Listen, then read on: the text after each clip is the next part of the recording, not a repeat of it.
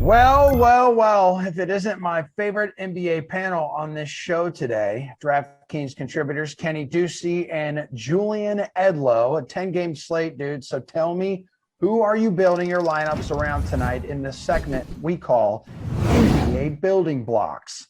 Your man at center is who, Jules? Man, these slates are getting pretty messy down the stretch. It's almost like your building blocks are going to be the guys in like the 3,000 to 4,000 range, and then you see what studs fit into your lineup. I want to say somebody like Giannis, because we have so much money left over that you can spend the 11,000 for him easily against this Houston team. But this game might be done by halftime for the Bucks. So like, I'm looking whether it's a better matchup or not. Like, these aren't guys that I necessarily would normally be interested in, but I think a guy like Jokic or Embiid is where I want to spend, because they're going to be in more competitive games that matter more. Even with the Sixers as bigger favorites, they're still trying to get that 1 seed in the East. Denver, Utah is the most meaningful game that these stud centers are playing in. And, Jokic is playing for that MVP season. So I guess Jokic, just given the situation, has the most to play for and has the, not as much of a blowout risk. So I'll roll with him. Who are you rolling with there at the 5, Kenny Ducey? I do love Jokic. He does own Rudy Gobert, but I'm going to go with Zion Williamson here, $9,900. You want to talk about meaningful games? This one's maybe not might not be the most hotly contested game, but the Pelicans, they still have a prayer right here in the Western Conference. They can still make the playoffs. They're 1.5 games out of a playoff spot. They are big underdogs to Philly. I don't see any reason why Zion Williamson wouldn't play close to 40 minutes in this game. And without Steven Adams and without Brandon Ingram, he should have all of the ball. You look at this guy, last time he played Philly, he had 68 DK fantasy points, a 40.5% usage rate. And Philly is ranked just outside the top 10 in restricted area defense and by field goal percentage over the last 10 games. So with the amount of the ball that this guy gets, with the weaknesses that Philly has up front right now, I just don't see how he doesn't get you at least 5 times what you pay for. I could certainly see a big time 60 to 70 DK fantasy point night, just with the fact that he should be the entire offense tonight in a game where New Orleans is just going to try super, super hard to win. Young Kenneth, who is your building block at forward? It might be a meme at this point, because I've been on the sweat all week talking about the NBA, and I think every single time I've said, play Marvin Bagley. I'm going to say it again. Play Marvin Bagley. He's $5,900. He is a perfect building block at forward. All this guy has done over the last 3 games is just go for value. The worst thing you could say about him over the last 3 was that he returned 5 times what you paid for 2 games ago against the Thunder.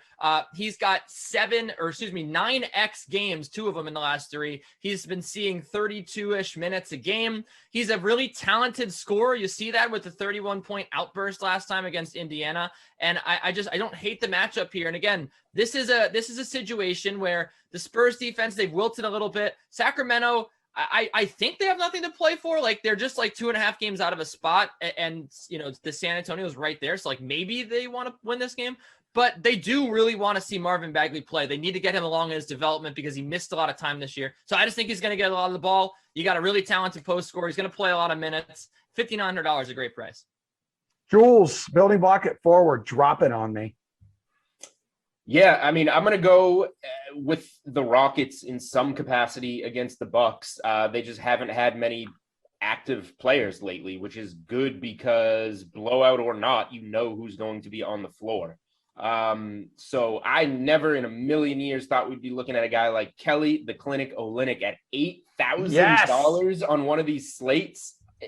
He's questionable. Like, if he suits up, he's been dropping like 50, 60 DraftKings point games, and we know the minutes are going to be there. So Olynyk is a guy, and then if he sits out, really, honestly, whether he does or doesn't, then Kenyon Martin Jr. for $4,700 is, probably a guy that we obviously talk about in the value segment, but I'll just use him now because he's almost so obvious that we should talk about other people. Like, he's coming off a 50 DraftKings point game.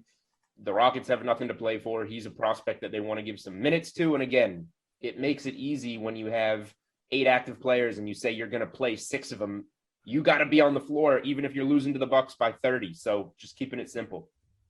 Jules, who would you be building around at guard? Yeah, so at guard, I think we maybe can find more pay up spots than forward, I guess. Like, I don't love Luka on back to backs generally. Just throughout his career, he hasn't been quite as good statistically on that second night. Got a big win over the Nets last night. Going against a Cavs team that, Dallas should blow out. And this is a big game for Dallas because we have the play-in line. We have that big Lakers-Blazers game that LeBron is sitting out. So it's looking like the Blazers might jump the Lakers there, but Dallas has to keep winning and get this win over Cleveland. So I think that guards in these games that are big to get, that 6th seed and up are where I want to look. That would be Doncic. That would be Lillard, even as a big favorite against the Lakers. All right, Kenny, what do you want to do at guard? Well, you want to talk about trying to get seeding. The Knicks right here, they're only a game up on the Hawks. This is a big game for them. They're playing Phoenix, and I really like Derrick Rose at $6,000 because, you may have heard, Alec Burks is out, Emmanuel Quickley is out. But they're both doubtful, so they're basically out, right? Over the last 10 games, you would think that Phoenix would play good defense down the stretch here. No, they've completely mailed it in, despite the fact that they are still playing for something here out west. They have the second worst defensive rating in the NBA. So this is not the Suns team that we were scared to attack all season long.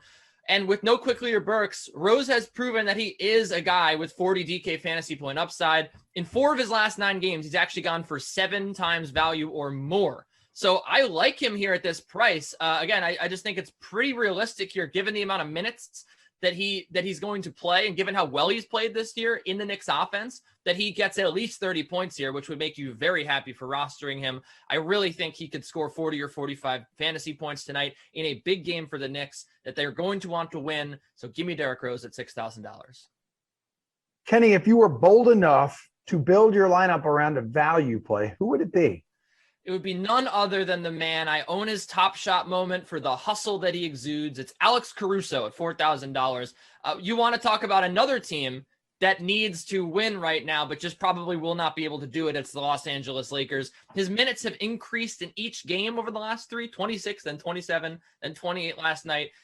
And he's just basically scored 20 exactly almost fantasy points every game for the last 6 games with one exception. So I think he's pretty safe here to get you 5 times value just because of where he's going, like the amount of minutes that he's going to play, the amount of usage that'll get in that lineup. And also like the Lakers, they have so many injuries right now. Taylor Horton-Tucker is hurt as well. On the second half of back-to-back, I think Caruso might actually get more minutes here. And in a game like this, no shot is off limits. So he could take a 3 if he wants to. No one's going to yell at him for that. They're just going to be trying everything. I think Alex Caruso should have a healthy diet of touches in this game. Jules, who do you want a healthy diet of as your value building block? We've spoken about both of the guys that I want a healthy diet of. I mentioned Kenyon Martin Jr. I think he's probably the best value on the slate. And I was going to turn to Caruso here, and Kenny covered him. I mean, he's in a great spot. Just considering who the Lakers have on the floor, he's going to get the minutes and he's going to get the usage when he's on the floor. So great spot for Caruso, great spot for Kenny Martin Jr. The Rockets in general are a team that I'm very interested in, regardless of matchup. A guy like Anthony Lamb coming up big with like 35 DraftKings points last night. A lot of guys that you can turn to there. I'm trying to dig around if there's anybody else even worth mentioning here. Like, I don't know if he's value, but like 6,100 is getting expensive for a guy like Mo Bamba, but he's in a good groove right now. Gets a matchup against a Charlotte team that doesn't really have much size going for them. So there's tons of value on this slate. It's honestly, in my opinion, more important once you fill in those 5 values or whatever, where you spend up.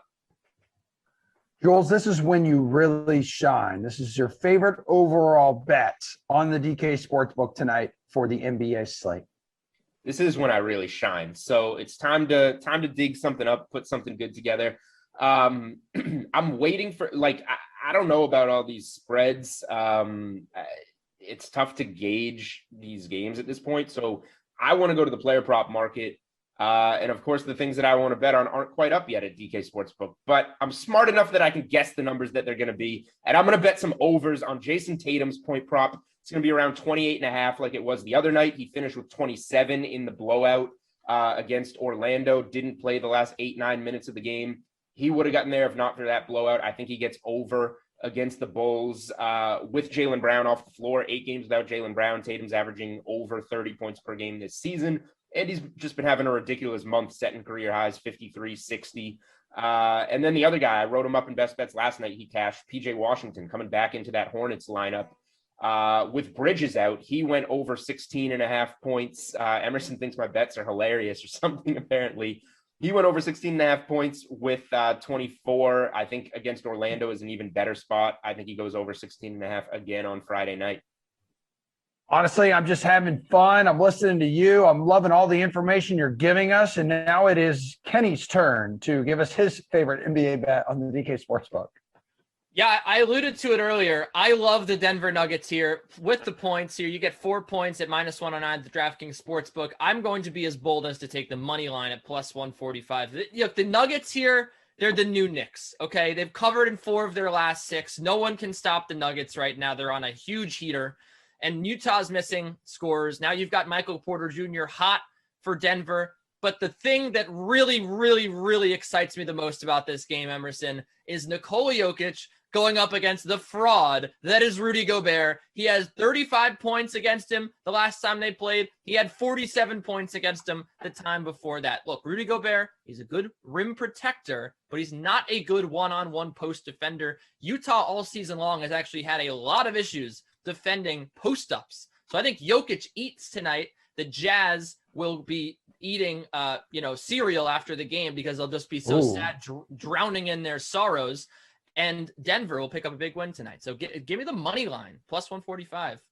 What cereal will they be eating? Well, it's a Frosted Flake Friday, Emerson. So, of course, that.